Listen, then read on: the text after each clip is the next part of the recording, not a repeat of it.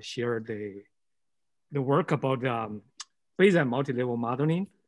Also, I want to say that my domain knowledge about DTI it's pretty poor. So Paul probably later on, please help me to correct what I say could be wrong. Even though the focus about this talk is about matrix-based analysis, but the modern approach can be equally applied to situations in other neuroimaging analysis, like voxel-wise based or region-based analysis.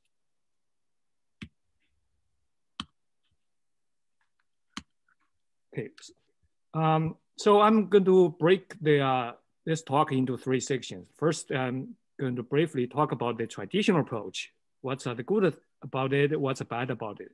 So the bad part is the motivation for me to develop a new modeling framework with which we integrate all the spatial units into one model. So with this one formulation, so the intention is to overcome the traditional approach's problems. So in the end, we hope that we could a little bit more elegantly handle the multiple comparison issue. So the program associated with this approach in FNI is called MBA, matrix-based analysis. So lastly, I'm going to using a data set, not DTI, but as a correlation matrix to demonstrate the modeling approach. So that's the layout of the talk. So first, let's start with overviewing the traditional approach. So in FMRI, everybody knows that this famous approach called a massively univariate analysis. So with this approach, basically we deal with either voxel or region or a region pair. So for matrix data, we deal with a region pair. So those are the 3 entities in terms of spatial units. So when we deal with those units, we basically handle each unit separately as an isolated entity. So in the end, we build as many models as the number of voxels, regions, or region pairs. So the models are typically like t-test, ANOVA, ANCOVA, general linear model, or occasionally you may say linear mixed effects model. So with matrix data, we usually use, the probably most popular software is called a network-based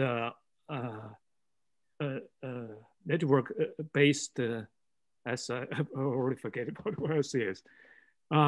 So with that approach, that typical approach, the one problem, as far I can say, is that because we treat each spatial unit as an isolated entity, so there's no information shared across those entities. So as use the idiom to describe the situation, we say trees, or sometimes we say patches of trees, but we don't have the whole holistic view of the whole forest. So that's a fundamental problem with the traditional approach. But the good thing about this approach is the world is flat, right? So there's no hierarchical structure. So what I mean by that, we'll say that a little bit later.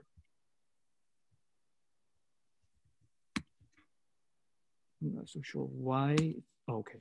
So the good thing about this approach is that it's intuitive. It's consistent with what we learned from the traditional statistics textbook, right? So for example, general linear model at each spatial unity level, then I categorize the approach as a divide and conquer, right? So and computationally, it's pretty fast. I mean, typical study, would get a result within minutes or at most 1 hour or 2, with a sophisticated model. But there are 3 minuses as far as I can tell. First, we have to deal with the multiple comparison issue, right? So since we have as many models as the number of spatial units, we have to, under the traditional framework, I have to sort adjust for that multiplicity issue. So there are 2 basic approaches. One is called the family-wise error, right? So the voxel-wise approach uses the cluster-based method or a permutation-based approach to conquer, to counter that that issue, that family-wise error, or there is a false positive discovery rate. So those are the two approaches. But associated with that approach, that multiple testing or adjustment approach, the byproduct is that in the end, you have to binaries your result. There's no easy workaround solution to that. So either your results are survive the adjustment or you don't. There's no, it's just black and white. There's no middle ground. So that's another problem. Those two issues combined, then we have the information waste. So when I say information waste, there are two problems with that. One is basically the multiple testing or adjustment. That adjustment is already waste a lot of information because of that. The second step is because we binarize the result. That's another step of information waste. So let's look closely about the problem. Associated with that approach, because we isolate, treat each voxel or each matrix element as an isolated entity, we assume there's low interrelationships among those entities, right? Regardless it's a voxel or region pairs. So that's using a statistical term, that would be a uniform distribution. So that's why you say that flat line. So basically there's equal likelihood each entity would be, right? So you have no prior knowledge. But in reality, is it really true that we know nothing about the distribution of those voxels or region pairs? That's not true. So the curve you see at the bottom is from a real data set. This is the distribution from those probably 200,000 voxels in the brain. This situation equally applies to the situation with matrix data too. If you want to try out your data, suppose you have a 20 by 20 matrix, so that you have 190 matrix elements. You can plot out cross subjects to say the distribution. More likely than not, you will see such a bell-shaped curve. So, but what's the problem with that? Prior distribution of uniform distribution, right? So there's many problems. First, in statistics, that would be called overfitting because we do have that distributional information. If we don't use that information, we tend to overfit the data. If you are familiar with machine learning, the immediate problem is the poor predictive accuracy. For more general, the problem is reproducibility problem. One study cannot be generalized it would be a problem to be consistent with the future predictions. But more intuitively, we waste a lot of information because of this without taking advantage of that prior knowledge. So of course, when you analyze the data, the heavy penalty when we deal with the multiplicity issue. So, and also we binarize the result. For neural imaging data, for FMRI data, also usually when we use the cluster as a leverage to counter the multiple comparison problem, then those small regions would be difficult to survive the result, right? So I call it discrimination against those anatomically small regions. And also people have this tended to, once they have trouble to get their cluster to survive the filter system, what do they do? For example, the famous approach is called a small volume correction, right? So you limit your data domain. So that's, you can call p-hacking or whatever. So that's would be vulnerable. The modern approach is sensitive to the data manipulation. So you reduce the amount of data, then suddenly your result can pass that funnel. Is that a good thing or not? So that means the model is a little bit vulnerable. It's not a good model to some extent. So, but today we want to focus on matrix data. So for matrix data in neural imaging, there are two major ones. One is people use the correlation matrix. So in that case, probably mostly for those people dealing with residence data. So you have a bunch of RIs, they calculate the correlation matrix among those regions. For DTI data, usually we use the white matter properties, right? The fractional and the social mean diffusivity, etc. So the structure of the data is, suppose we have M regions. So I use 2 indices to code those RIs because, I mean, those regions, because we want to say region pairs. That's why we need 2 indices. So suppose we use I and J to represent each region pair. Then we have subjects. So we use indexes K to represent the subjects. So for each subject, we have this matrix, right? So this M by M matrix. So usually they are symmetric, right? So with M regions, they will end up with M times M minus 1 divided by 2. So that's the total number of elements in each matrix, I mean, from each subject. For DTI, probably you may have a missing element, right? Because you think there are some region pairs that are not, you don't have, either you don't believe they exist, or you don't have enough information to deem them as existent. So the traditional approach with matrix data, we use this massive univariate approach, right? So suppose you only have one group of subjects, basically that would be t-test for each matrix element. So that means we end up with M regions, we end up with M times M minus 1 divided by 2. So we have that many models. Then with that approach, so we have the implicit assumptions. So all the region pairs are unrelated. So no information shared across those elements, across those regions. And the distribution for those regions or region pairs are uniform, right? So that's a uniform distribution within, I mean, we assume their values could be anything from minus infinity to positive infinity. So then we use this divide and conquer approach. We say trees, we say individual elements, but we don't say the whole matrix. So no forest, just trees.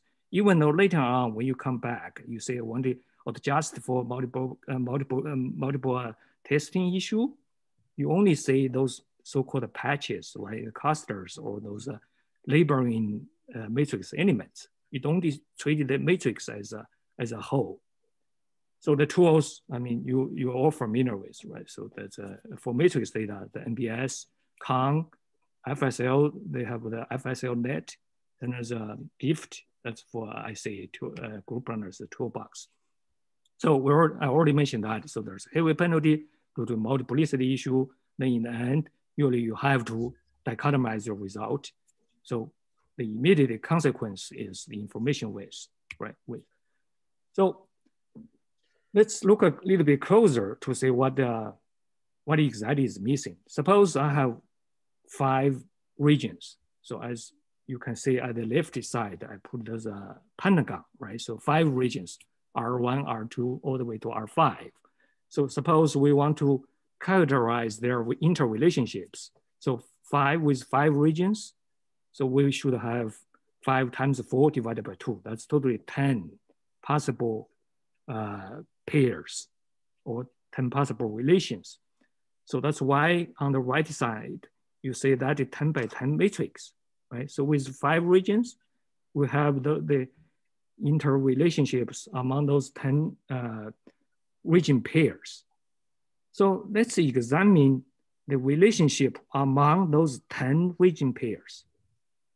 So the diagonals in the matrix, you see the diagonals. Keep in mind, this matrix is about those matrix elements, right? So this matrix about the matrices. So in this second layer of matrix, the diagonals are 1. That's not interesting, it's trivial, we don't need to talk about. But those off diagonal elements, I put there some of them 0, some of them have some correlation value, non-zero value, rho, the Greek letter rho. Why is that? Well, let's look at put the colors purple one, right? So this is row, this is purple. I hope you can see my cursor.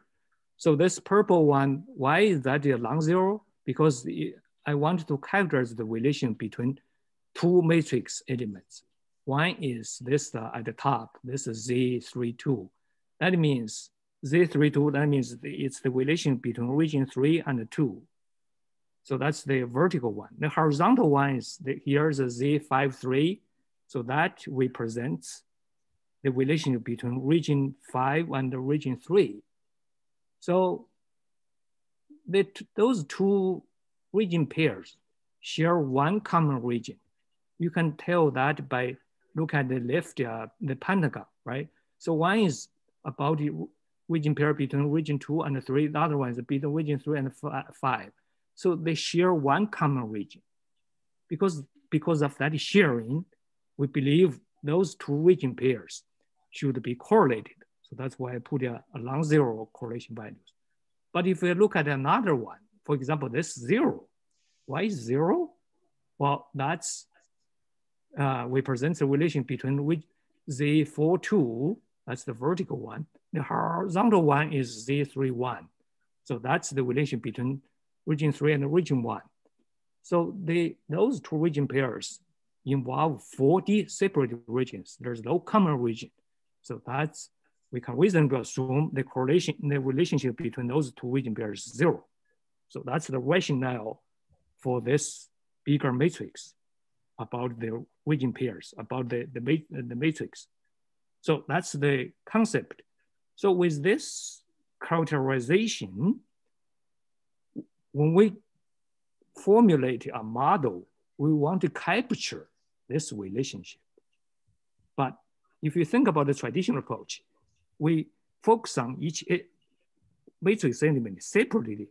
In that view of low force, just individual trees, we don't have this holistic view. We don't, in the end, you don't need to worry about this, this matrix, this interrelationship matrix. So there's no such a forest perspective with the traditional approach, the massive univariate analysis. So this issue is not addressed.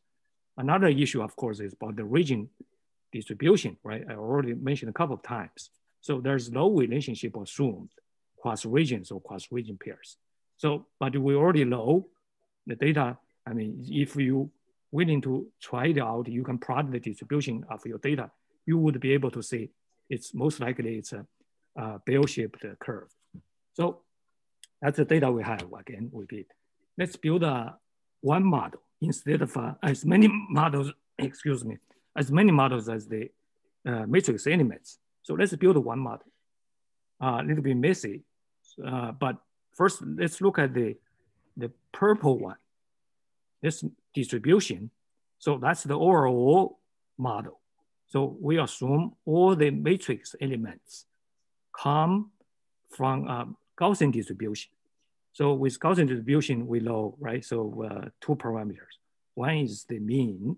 The other one is the variance.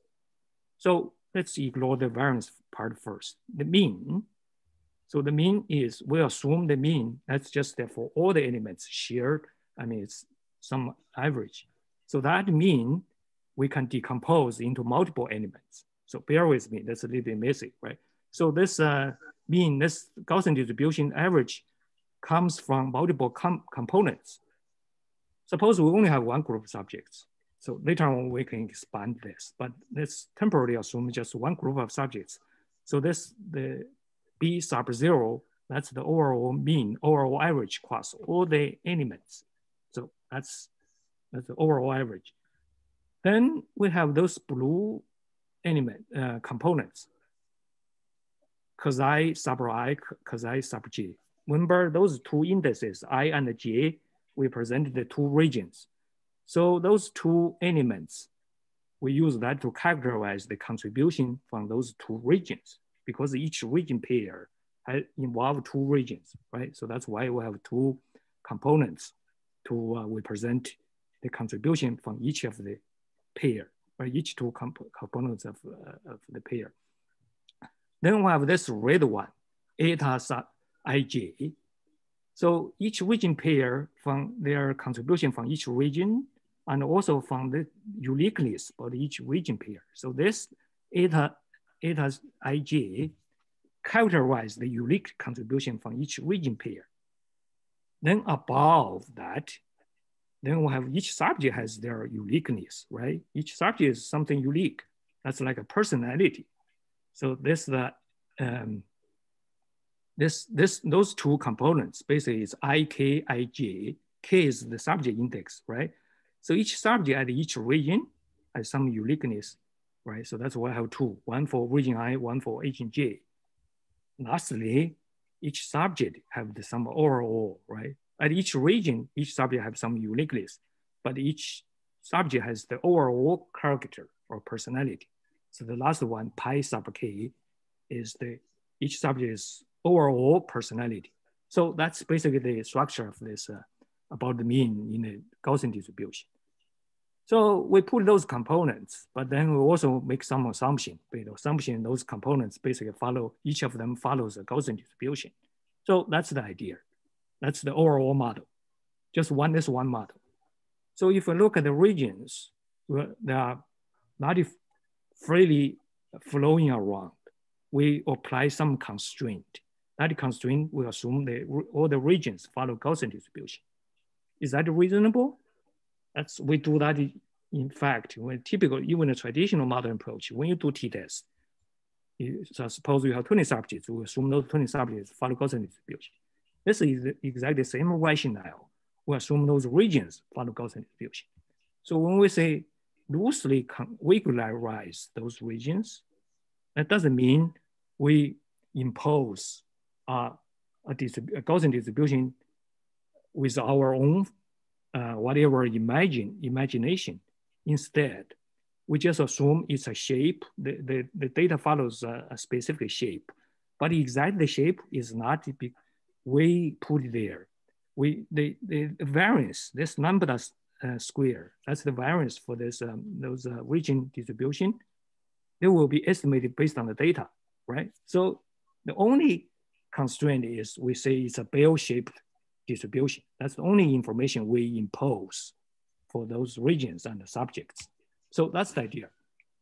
And so with that model, we just focus on the Gaussian distribution's mean. So with those components, but now we need to zoom out a little bit. So for your situation, when you have DTI data, in the end, you care about the two things. You want to say something about each region pair, right? So with that effective decomposition, we can reconstruct to get whatever we want, right? So we usually, in this case, we care about each region pair. So with those components, the black ones, the last three components, right? So with the K indices involved, that's a subject, right? The third index K for K subject. So we don't need to worry about it. So we only care about in this case, those purple ones. So we put the first components together. That will give us for each region pair, right? But sometimes we also care about the region, each region. We can, with this approach, in addition to the region pair, we can also say something about each region. That's something unique. The traditional approach, the method of univariate analysis, you can, at each matrix element, you do one sample t-test or pair t-test or group, two sample t-tests. In the end, you can only say about each region pair. You cannot say anything about each region. But with this modeling approach, since we decompose into those components, we can say something about each region, even though the original data don't give us any information about the region, right? So this is the nice thing about this modeling approach. So in the end, it's we call what we before talked about. To achieve our goal, from three perspectives. The relatedness about, remember a couple of slides back, I showed that big matrix. We wanted to capture the relationship among those region pairs, that matrix with a row. Yes, we achieved. If you are interested in that, it can be calculated. And there are zeros and non-zeros correlations among those region pairs. So that goal we achieved.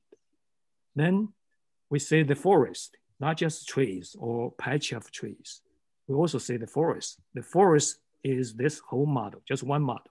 Also because of this one, we only have one model, there's no multiple comparison issue. And we don't have to dichotomize the result. So that's, I think we achieved those three goals. So that's the modeling perspective. How do we numerically solve it?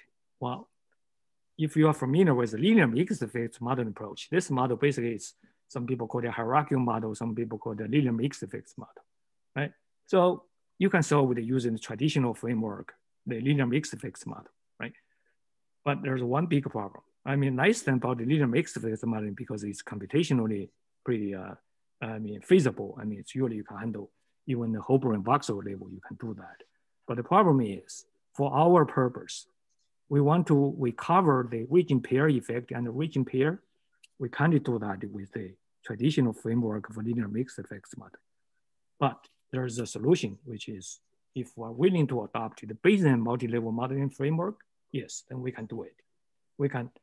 The reason is traditional approach heavily rely on those standard distribution, like T test, right? You familiar T or Gaussian Z test or F test or chi-square. Those are standard distribution. But with the Bayesian approach, we don't need those standard distributions. There's a tool called the Markov chain Monte Carlo simulations. So basically, in the end, we have this, under the Bayesian framework, we have this so-called posterior distribution. So we want simulations. The simulations end. I sometimes I use a loaf of bread as an example. So in the end, we have this loaf of bread. With that loaf of bread, you can get whatever you want. Why? You can cut it away, dissect that loaf, which direction you want. So you're just pulling the information from that loaf of bread. So it's like randomly draw data from that posterior distribution. So that's why I say we cover the information, the effective interest for region pairs or regions, or even at the subject level, you can do that too. I mean, you can randomly draw the simulated data from the posterior distribution. So this numerical approach has been implemented into the program MBA, matrix spatial analysis. That's the program's acronym stands for. So let's look at a real data set. This is not DDI, but it's FMRI data. So with this data, we have 41 subjects. So each subject, we have 16 RIs. So 16 by 16 divided by 2, excluding the diagonals. So we end up with 120 correlations per subject, right? So that's a data structure. So to be able to run using the program MBA, we need to provide your data, right? The data is your input. The data, you need a structure like this, right? So in this case, we have 4 variables. The first column is subject, right? So you just use the subject labels. The second and third, basically for matrices, there are 2 regions, right? So each region pair involve 2 regions, RI1, RI2. So we just use the labels, right? Last column is the data. So in this case, the correlation values.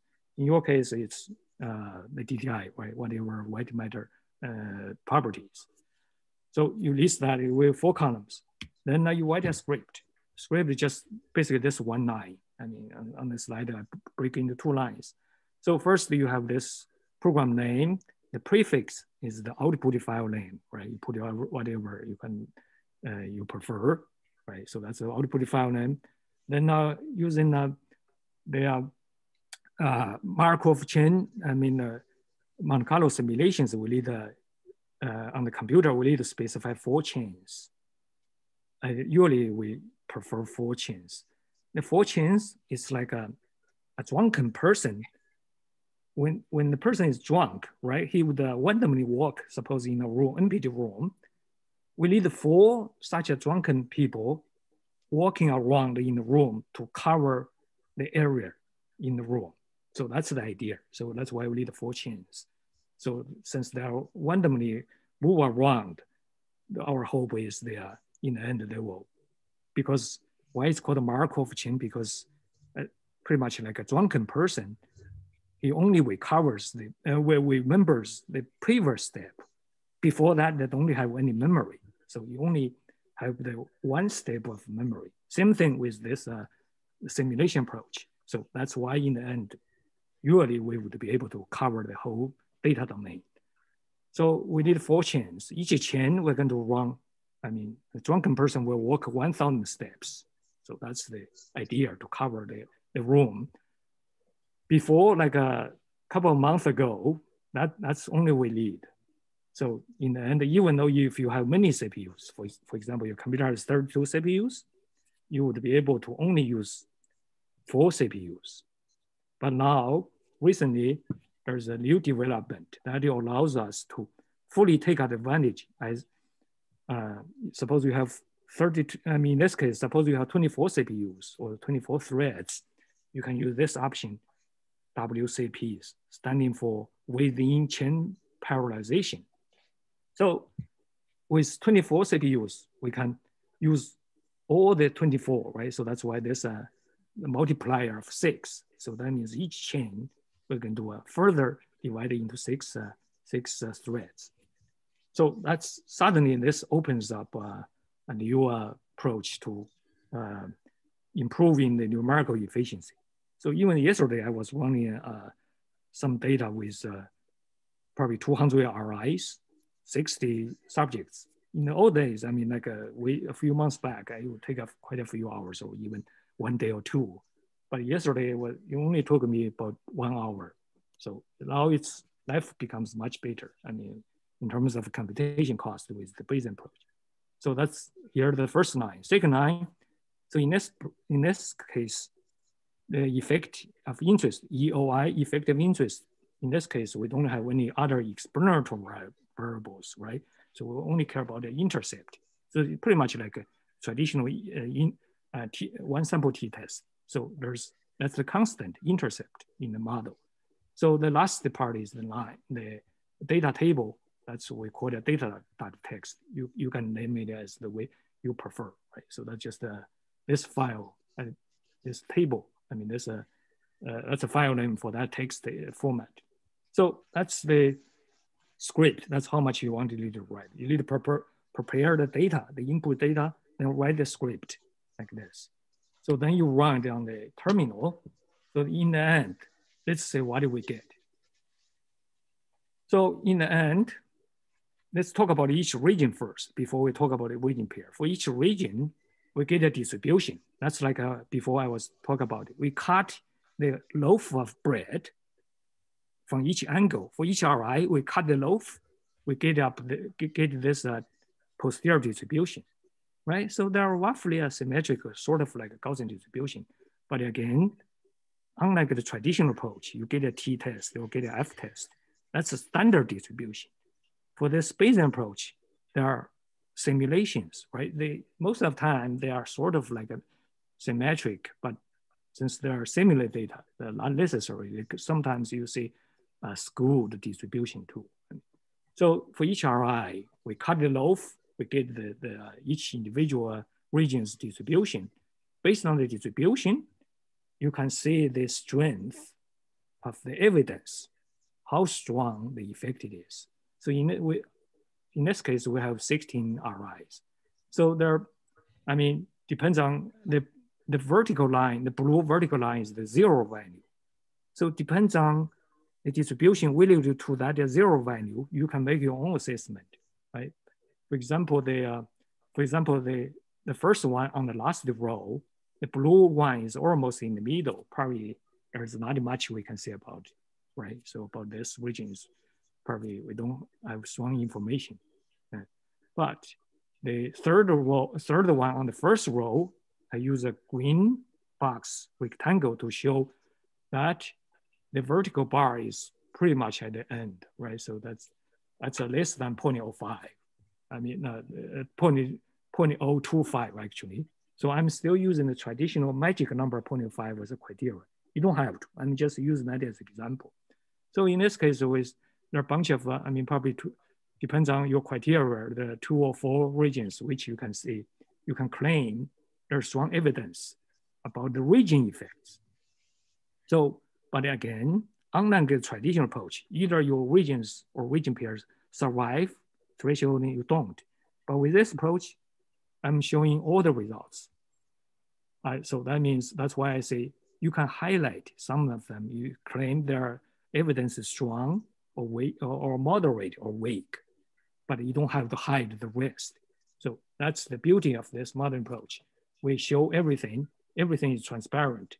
In the future, people can make their own assessment whether the strength is whatever criteria they are willing to adopt. In addition to that, people can use the information here, even regardless of the evidence strength, they can use for future meta-analysis, right? So every piece of information is useful for meta-analysis, regardless of the evidence strength. But on the right-hand side, I'm showing a new approach to demonstrate, to represent the information. Probably I prefer this one. People call it a rich plot. So with 16 RIs, I'm stacking those 16 regions based on, in an order. You don't have to put it in this order. I'm just showing one way to represent the result. So I stack those 16 regions. From bottom depends on the strength of evidence. So everyone can make their own judgment, how strong or how weak the evidence is, right? So the top few probably were more comfortable. The middle ones sort of need to be dicey. The bottom ones probably we don't want to say much. So that's the idea. So we present the full result and you can highlight some of them, but without hiding. So that's the idea. That's the region. Now let's talk about those 120 region pairs. Region pairs, of course, you can show the posterior distribution, but with many regions, it's difficult to, looking for the needles, right, individual ones. Probably a better one is like this slide. So with this data set, on the left-hand side, we show the 16 by 16 matrix. That's the traditional approach. When you use MBS, you run that, you get a result like this. But then you have to take care of the multiple comparison issue, right? So without a multiple comparison adjustment, we would say 63 region pairs with p-value of 0.5. However, if you want MBS using permutation-based correction, none of them would survive. So with this data set, so that's a traditional approach. On the right-hand side, using the Bayesian approach, Bayesian multi-level modeling, I'm showing the full result. You can highlight some of them, depends on how your criteria. You can claim 4, or you can claim 33, right? So those 4, the green ones are if you use still 0.05 two-sided thresholding, you say those 4. If you one-sided, you say totally 33. So, but again, you don't have to hide the rest. You can show the full set of a result and highlight some of them. So that's this data set. Lastly, I want to say a few words about this modern approach. It's a modern approach. Unlike a traditional, you build a model, you want multiple comparison correction. That's it, right? There's usually no such a thing called a model validation. With this approach, you can compare alternative models. There are different ways to validate your model or to compare different models. So that's another nice thing about this approach. But we already know all the models are wrong, right? But some of them are useful. This is a famous saying, right? So, but that's why we need to validate the model or compare different candidate models. But even this, especially for DDI data, we don't have much experience. So it's still an open question whether this modern approach is how good or how bad. Right now, I don't have much confidence. So this is still, I would like, and also I'm very happy to say when you apply this approach, whether you how confident or how comfortable you are with this approach about the result. So there's still probably several challenges, I think, about it, especially with the DTI data. One thing is about sometimes you have missing, I mean, probably most likely you have missing region pairs. With that, the modeling is a little bit tricky. If we have too many missing pairs, then the model will not be able to build reasonable information, because too many missing pairs, then with not enough information, is going to be troubling. Unlike the traditional approach, right? So you, whatever missing, you don't need to deal with them. You just, because you adopt that approach, you treat each matrix element separately. So the missing data is not an issue for traditional approach. But for the hierarchical modeling approach, this can be troubling if you have too many missing pairs. The result representation is also a little bit challenging, especially you have over 100 RIs, for example. Then how to effectively to convey the information, that's a little bit challenging too. So I mean, especially if you want to maintain the integrity of the posterior distribution, how to do that, that's still something we'll probably need to explore in the future. With that, that's all I have. Lastly, I want to thank my colleagues, especially Paul, because as I mentioned earlier, I don't know much about DDI. So even some of the terms, like white matter properties, those terms I learned from Paul. So I probably also made some mistakes, but in the presentation. So also I have quite a few collaborators about this modeling approach. So that's all I want to say about this. I'm happy to hear any feedbacks and questions too.